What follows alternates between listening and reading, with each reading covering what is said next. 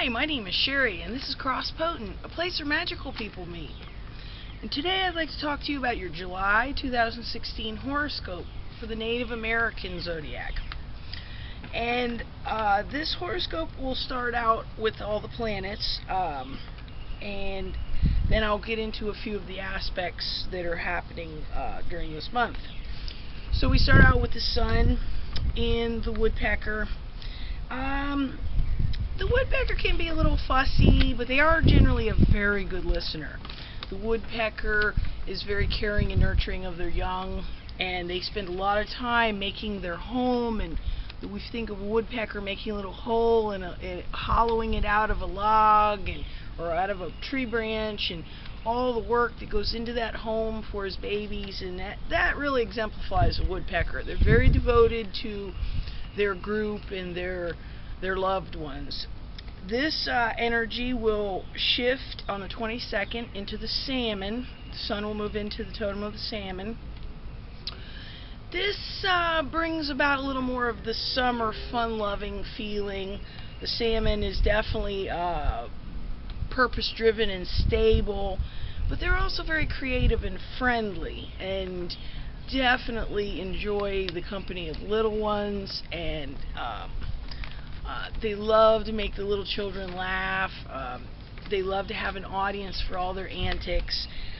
Generally, the time of the salmon is very lively. The new moon is going to be on the 4th in the sign of the woodpecker. The new moon is a sign of beginnings. So on the 4th, this could be beginnings of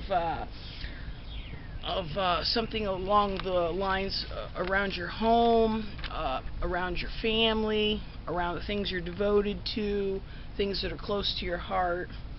The full moon happens on the 19th in the totem of the goose. The goose is always a high climber, kind of with his head in the clouds sometimes, but always has high ambitions. So this is a full moon on the 19th. It could be fruition of something you've been aiming for, a goal you've been trying to accomplish. This would be a great time to bring it to fruition. Okay, Mercury is also going to start out in the woodpecker, and on the 14th move into the salmon. This is along the same lines as the sun.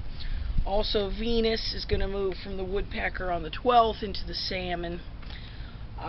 This is a continuing of that same theme that as we go from the woodpecker energy, this is very nurturing, caring, devoted type of energy, into the salmon, who is a little more outgoing and gregarious and fun-loving and creative.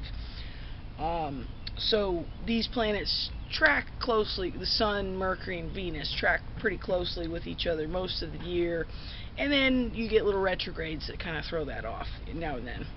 Mars is direct now, thank goodness, all month in the sign of the snake. Keep in mind, Mars being your energy planet, this is a more sensitive, picky, very observant and obsessive type of energy. It's a water energy. This is an energy for the snake that is delving and mysterious. So this energy is going to be changing next month. This goes along the themes of there's going to be big changes starting next month. I'm going to talk about that here in a minute. But this energy of the snake, this is going to be the last month we're going to feel the snake energy in Mars, because Mars is going to change. Saturn is retrograde in the owl still. Saturn is your structures, your test, maintaining your structures. So in the sign of the owl, this is very engaging and easygoing. The owl is always on the move and always looking for greener pastures, and is a very mutable sign. Sometimes they can flit from one thing to another a little too much and be a little too superficial, but generally they're very easygoing, very sociable. The owl is a very community type totem. The planet Uranus, the planet of revolution, is still retrograde, still in the sign of the hawk. This outer planets that I'm about to get into are generational planets, affect whole generations of people because they're so slow moving. So this is along the lines of envisioning a new world, agents of change. The hawk is definitely a pioneering revolutionary type of totem, and the planet of chaos and revolution in the sign of the pioneer and the visionary is a very good combination.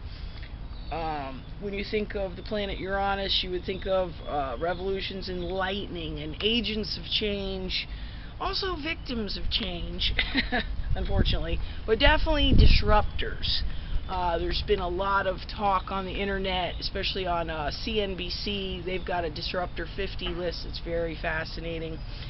I was looking into that recently. Neptune is also a generational planet, still retrograde, still in the sign of the wolf. Neptune is your dreams, your spirituality, dissolving all into one, and that feeling of oneness with everything. And in the sign of the wolf gives freely, but must not be bound, and must not be confined by time constraints or confined to a certain location. Wolf cannot be caged up. They must always strive to be self-sufficient and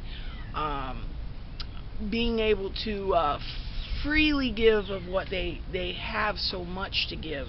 They have to be giving in a way that gives them fulfillment, or it just becomes very hollow and empty for the wolf. Pluto, still in the goose, still retrograde. That's another generational planet. This is the planet of transmutation and change, and it has been transiting the totem of the goose for quite a while. The goose excels at business and competition, is always aiming for accomplishment and ambition. This goes very well with Pluto's energies of transmutation. So this is going to be an ongoing influence for many, many years to come. And now I'll get into the aspects for this month. There's going to be some important sun aspects this month. The 3rd, the sun will trine Neptune. On the 10th, the sun will make a sextile to Jupiter. And on the 16th, the sun will square Uranus. And also on the 16th, the sun will trine Mars.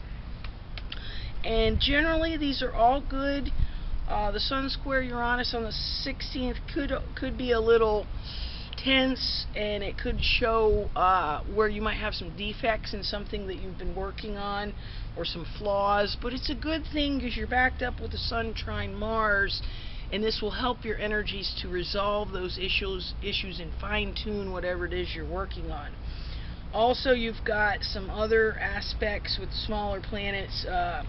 Mercury conjunct Venus is always wonderful. That's also on the 16th. A lot going on the 16th, but they're very positive aspects in the long run. If you have a few hiccups, look at it as improving upon what you've been doing already. The 18th is Mercury trine Saturn and Venus trine Saturn, because they're moving very close together now. Mercury and Venus are. So those are very good aspects on the 18th. Excuse me. Next month there are big changes coming. In my next video I'll get into that. Remember, you can subscribe for free just by clicking the subscribe button, and you'll get a little email update every time I post a new video. And I want to thank all my new subscribers, and I greatly look forward to seeing you again next month. Thank you.